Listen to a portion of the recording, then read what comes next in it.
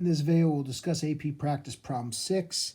It's one that's deceptively simple. It seems like it's pretty easy, but once again, when it comes to AP, you think you get all the points, and the next thing you know, you didn't say certain things. This problem deals with a stem and leaf plot. And before we even read what it's about, remember how to be able to read this. The stem goes with the leaf, so like this is the value 1, 2, the value 1, 3, the value 1, 3, the value 1, 4. And then what does 1, 2, or 1, 4 mean? They actually tell us how to translate it. So even though this is representative of the value 1, 2, 1, 2 actually stands for 120. So they're actually removing the 0 off of here. So they're rounding it to the tens place, right? So 1/2 means 120. So if I pick a random value here, 3 and 7, 3/7 would mean $370. 6/2 means $620.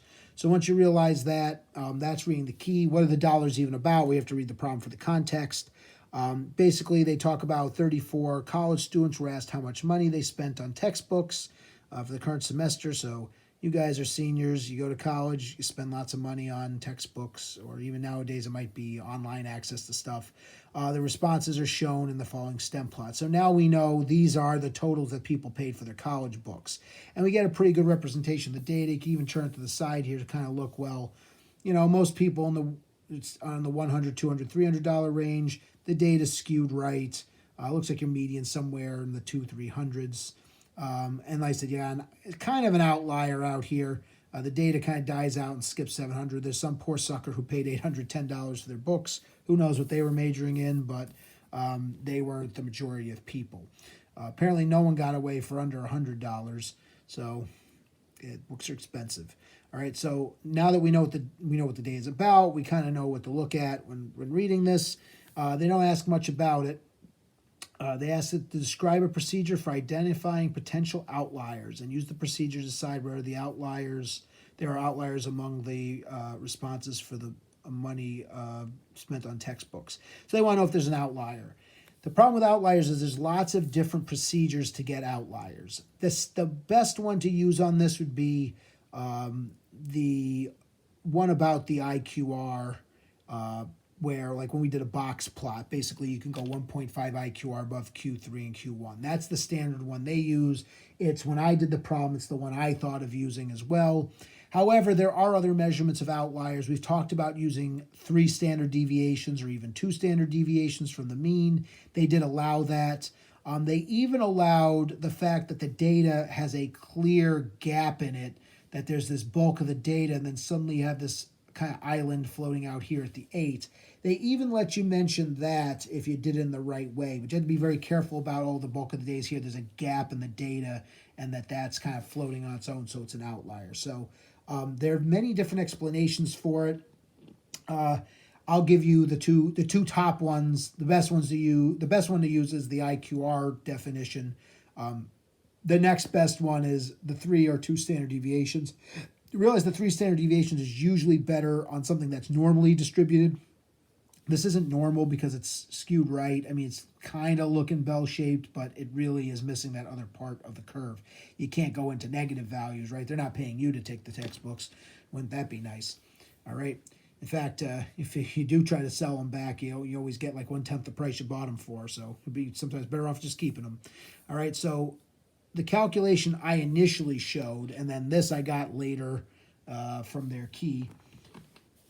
The calculation I showed was the traditional outlier one for something that's just a general distribution. If I was making like I said, like a box plot or something, I would use Q3 and Q1, and I would do 1.5 the IQR. So you can throw all this data into a calculator. It's going to take you a minute or two to punch all this in, but I would put all this into a list. So basically enter it as 1, 2, 1, 3, 1, 3, 1, 4, 1, 5, and so on. Get all this into a calculator, use the list, and you can get this data. You can basically get the IQR, you can get the quartiles, and all that stuff. So if the way you would do that, just a brief reminder, is to go into a list, enter all the data into a list, and then you can use one variable stat to come up with the rest of this. You might have to scroll down in one variable stat, I think, to get to the quartiles. All right, if you spend the time putting it in to let the calculator do the work, because you could also do it by hand, but that would be, I wouldn't rely on that. The IQR, so the interquartile range, remember that's the distance between Q1 and Q3, comes out as 210. So that's the middle 50%, right? From the 25th percentile to 75th percentile, there's a spending difference of 210. So the IQR is 210. Q3 is 180, and Q1 is, I might have these backwards. These are backwards. Sorry about that. I don't know how I did that. Q3 should be the 390, and then you would add 1.5 IQR. So 1.5 times 210 would be 705. And then this calculation, sorry, once again, goes with this. Q1 is 180, and then you'd subtract that same amount. You'd subtract 1.5 times 210, because the definition for an outlier, these are the definitions of the outliers. You have to go 1.5 IQR above Q3 and 1.5 IQR below Q1. And when we were doing this in class, if you go back and look at your notes, I think I was doing salaries of the math department back, 10 years ago or something. And then we looked at administrative salaries too, and we talked about how we could get the box plots, how we could get the cutoffs. These are called defenses if you put them on a box plot. In any event, it gives me where the cutoffs for outliers would be. Well, the outlier on the low end would be negative 135. That would be if I did Q1 minus the 1.5. Remember, these are, I should probably just put that, I put these in the wrong order. So there goes my 4 points. Anyway, the lower end is negative 135. No one can go below 0, so there's no low end outlier. But 705 is an outlier on the upper end. There is something that exceeds 705, it's 810. So under this method, 810 is an outlier. Now this is from them. I didn't do this myself, but I thought about you could do this. I didn't bother. They allow you to use 3 standard deviations or even 2 standard deviations as a measurement for an outlier. The mean of this, and I'm having trouble reading that because it's sloppy. It looks like 308.82 is the mean, and 155.71 is the standard deviation. So if you took 2 or 3 standard deviations and added it on to this and subtracted it, once again, you'd get no low-end ones, but 810 still comes out. Now, there was one scenario that I think 620 got snuck in there. I think it's because you're assuming these are being rounded, right? Like if somebody paid 624, they're just counting it as 620, right? They're not allowing for the greater detail. So I think if someone really stretched the definitions, they might be able to justify 620 being an outlier. So realize it's still 810. If you threw in 620, it's if you really stretched the definitions they used, I think you could just sneak that in. All right. The other thing they let you use was the gap argument. If you had really mentioned, there's this, the data died out, and there's this gap, and this thing's floating out here, they would take that too. I think that was all the explanations they would take. But once again, it's kind of a weird question because it's got multiple interpretations. But either way, no matter how you do it, that 810 at least comes up. Like that 810 is the outlier. There's that one, like I said, the poor sucker who had to pay $810 when other people were paying $100, $200, for whatever reason. All right. Finally, part B, based on the STEM plot, write a few sentences describing the distribution of money spent on the textbooks for 34 students. I'm almost, I pretty much think it's guaranteed on the test they're going to have you describe a data distribution. Remember, you need shape, center, spread. Before I even look at my own answer, you should consider the shape skewed right. You should consider the centering of this, probably talk about the mean or the median. If you did this before, you have the mean over here, right? If you did the 3 standard deviation method. If you did this method with the IQR and stuff, you would have come up with the medians in this list, so you could get it that way. But basically realize, you want to talk about the center, something about the median or mean, the shape, I already said skewed right. You want to mention the spread. One thing you can mention is, the range, but it might even be better to mention that interquartile range or the standard deviation along with it. And then you might even want to outline, and it had an outlier, just to even put some extra stank on the problem, right, and really get your credit. So my description here real fast was that it was unimodal and skewed right. The median was between 280, 290. I think they accepted, I'm trying to remember how much they extended this. I think they might have taken 280 to 320 or something. and the values range from 120 to 810. It has an outlier. I think since I already mentioned the IQR here, really, if I were doing the test, I would have re-mentioned it has an interquartile range of 210. Or if you did this method, you could also go, hey, it has a standard deviation of 155.71. You could put both of them down.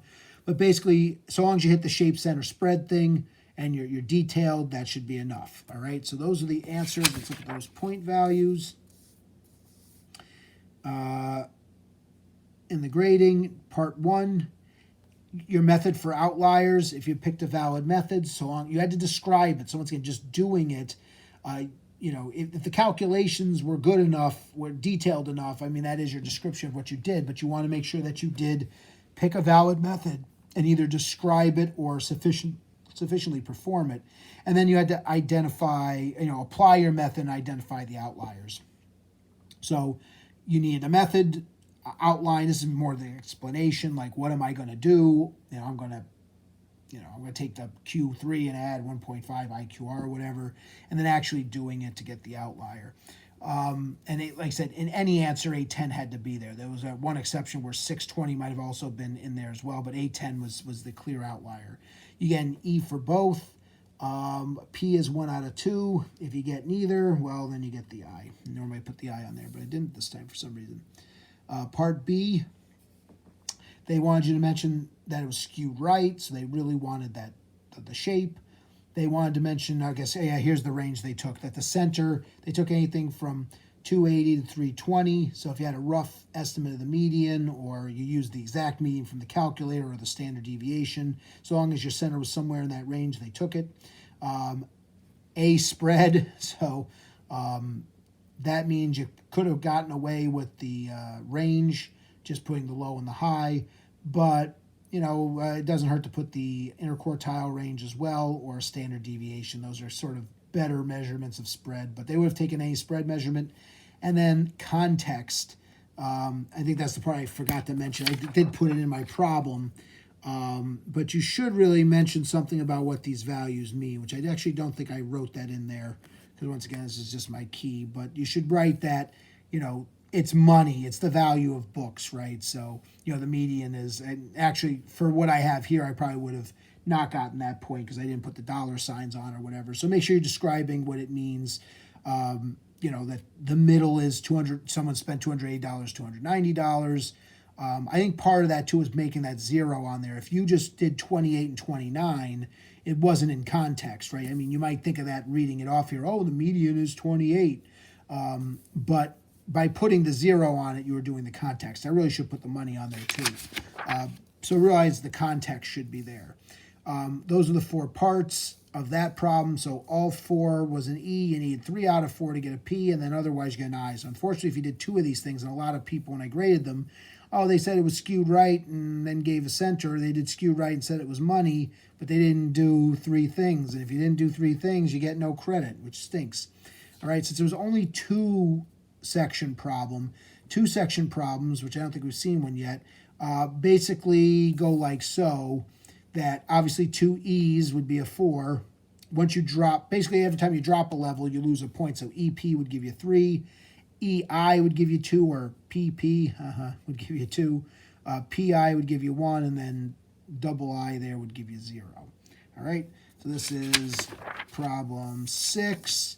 Once again, a pretty standard problem from the beginning of the course, but one that it's easy to only get a 1 or 2 on if you're not really careful with what you're doing. So hopefully, like I said, the main goal of these is not just to get the answers, to really pick up what they're looking for, you know, the detail and the specificity that they want about things. Because like I said, when I'm grading these, it really stinks to have someone who, you know, knows all this information, but really only states, like I said, 2 things on this, and you're already down a point, you know what I mean? And then you don't do one of your methods, like, you know, calculate something correctly. I mean, it's easy to just knock yourself down to a 2 on this and all over silly things.